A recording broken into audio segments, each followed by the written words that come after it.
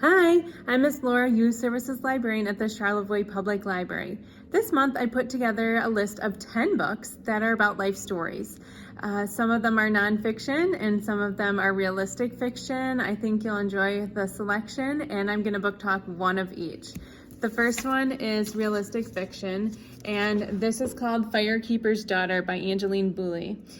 Angeline grew up in Sault Ste. Marie, Michigan, and she also lives in Michigan currently, so she lives in southern Michigan.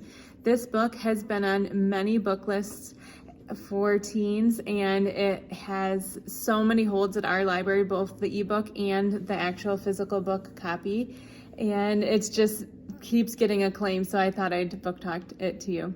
So this main character is Donis, and Donis is part white and part native Ojibwe, and she is really supported by her community. She's got a lot of friends, and she's got a brother, and she's really into hockey along with her brother, and her brother sets her up with a running buddy, and his name is Jamie, and together they run in the morning, and then they develop this really cool friendship.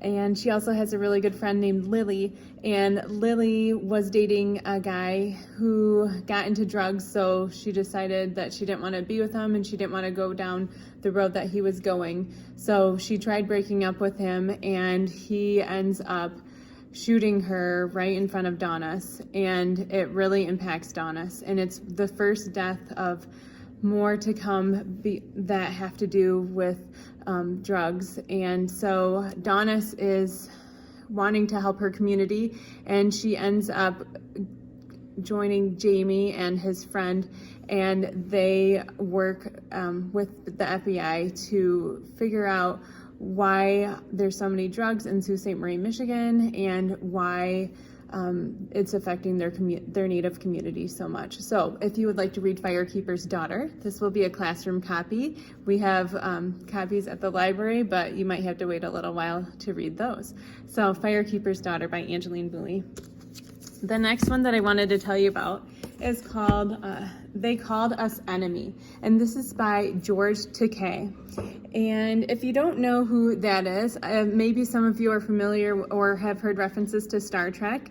So George Takei was a main character on Star Trek, the original, and his life story is told in graphic novel format in this book, and it's actually really about a period in history that I didn't know much about. So this is set during World War II, and it takes place right around the time that Japan bombed Pearl Harbor and the years following that.